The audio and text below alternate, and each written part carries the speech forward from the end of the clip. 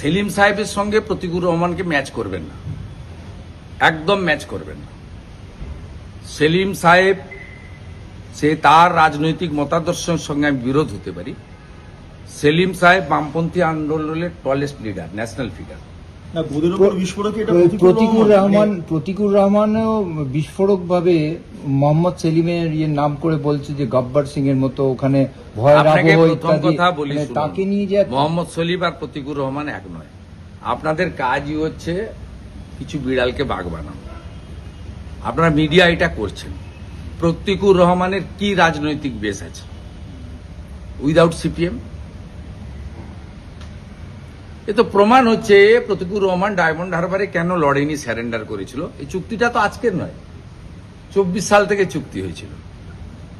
প্রতিকুর রহমান কে? প্রতিকুর রহমানের দম আছে।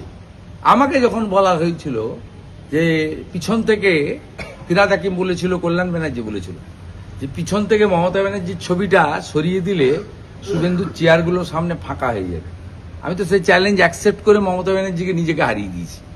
মমতা ব্যানার্জি বিডিওকে দিয়ে, ওসিকে দিয়ে, আইসিকে দিয়ে লোক আনেন, বিরিয়ানির পচা বিরিয়ানির প্যাকেট খাইয়ে স্কুলের বাচ্চা নিয়ে আসেন, সাইকেল দেওয়ার নামে লোক আনেন। আমার সমাবেশে ওগুলো করতে হয় না। মমতা ব্যানার্জির থেকেও বেশি লোক আমার সমাবেশে আসে স্বতঃস্ফূর্তভাবে, এক গ্লাস জল না দিলেও আসে। আমি করে দেখিয়েছি, চ্যালেঞ্জ নিয়েছি, ভবিষ্যতেও চ্যালেঞ্জ নেব। ভবানীপুরে ওনাকে হারানোর দায়িত্ব আমি নিয়েছি। প্রতিকুর রহমানের দম থাকলে লড়ে দেখাক না। তিনি তৃণমূলে যাবেন বলে এইসব কথাবার্তা বলছেন। আগামীকাল তৃণমূল কংগ্রেসের পতাকা ধরবেন, এটা অনেক আগে থেকে আমি জানি। তো ওকে নিয়ে এত হইচইটা আপনি কি বলছেন? মানে আপনারা করছেন। আচ্ছা, একটা বিষয় বলুন। আপনারা করছেন, আপনারা এরকম অনেককে করেন, তারপরে অনেকে হারিয়ে যায়। আমি সেই জন্য সযত্নে মেপে মিডিয়ার সঙ্গে মিট করি, সযত্নে মিডিয়ার সঙ্গে মেপে কথা বলি, এবং খুব ব্যতিক্রমীভাবে যেটা বিরোধী দলনেতার কর্তব্য, মিডিয়া চতুর্থ স্তম্ভ, তার সঙ্গে যে ইন্টারাকশনটা করা দরকার, প্রেস মিট করা দরকার, সেটা মিনিংফুল হইতে করি।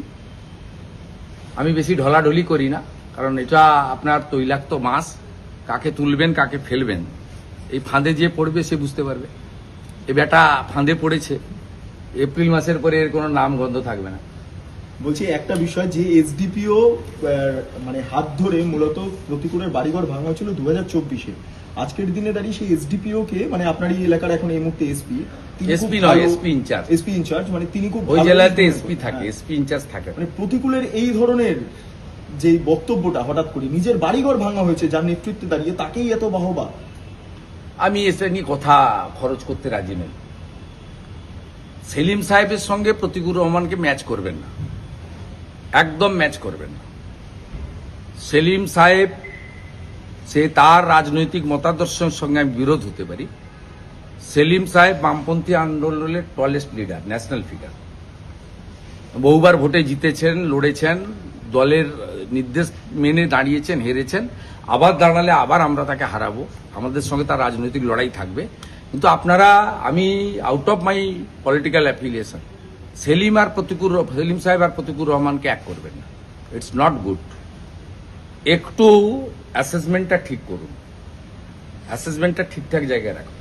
ভোটের মুখে দেখা যাচ্ছে বাংলাদেশিরা আবারও গ্রেপ্তার হয়েছে পশ্চিমবঙ্গে, এবং তারা বারবার করে বলছে যে রুটি রুজির জন্য আমাদের কাছে ভারতই ভরসা। কাঁটাতার পেরিয়ে তারা, অনেকে অনুপ্রবেশকারীরা তারা ভারতে প্রবেশ করেছে। নির্বাচনের একেবারে যেখানে শিয়রের নির্বাচন, সেখানে আবার অনুপ্রবেশকারী ভাবে ধরা পড়ছে। ধরা পড়বেই তো, মেড়া নেই তো, 550 কিলোমিটার মেড়া নেই। মুখ্যমন্ত্রী এই যে রাজ্যপালের ভাষণের উপর বক্তৃতা হয়েছিল, সেখানে আমার বক্তব্যের পরে উনি বলেছিলেন, আমি অনুপ্রবেশ ইস্যু অ্যাসেম্বলিতে যেদিন ছিলেন যারা জানেন, সেদিন আমি বলেছিলাম, সেদিন মুখ্যমন্ত্রী বলেছিলেন যে আমি জমি দেব না। এটা ভারতবর্ষের প্রাজ্ঞ রাজনীতিবিদ অমিত শাহজি ব্যারাকপুরে বিজেপির কার্যকর্তা সম্মেলনে বলে গেছিলেন যে 31 মার্চের মধ্যে জমি দেওয়ার কথা থাকলেও জমি মুখ্যমন্ত্রী দেবে না। ভারতীয় জনতা পার্টিকে আনবেন, ভারতীয় জনতা পার্টির মুখ্যমন্ত্রী শুধু জমি দেওয়া নয়, 45 দিনের মধ্যে বেড়া দেওয়ার কাজ সম্পূর্ণ করবে। আমরা সবাই জানি। অতএব এই সমস্যা সমাধান না হলে অনুপ্রবেশের সমস্যা পশ্চিমবঙ্গ এবং ভারতবর্ষ মুক্তি পাবে।